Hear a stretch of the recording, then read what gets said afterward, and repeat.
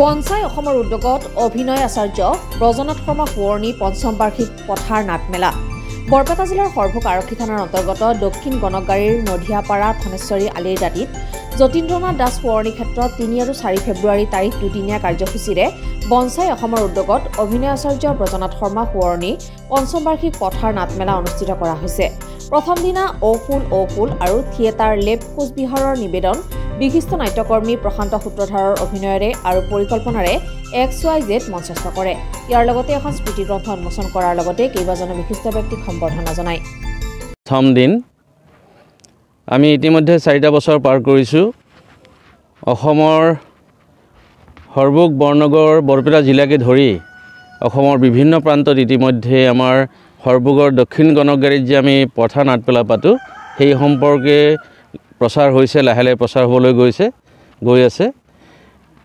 তাৰোপৰি যে এইবাৰ আপোনালোকে জানি ভাল পাব যে বেংগলৰ পৰা নাট্য দল আহিছে। ইতিমধ্যে যোৱাকালি আহি পাইছে।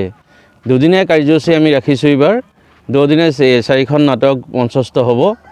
তাৰ 3খন বাহিৰৰ পবিত্ৰ ৰাজখোৱাৰ বন্ধা মৰিগাঁৱৰ গোবিন্দ কুমাৰ নাথৰ ছুইচাইড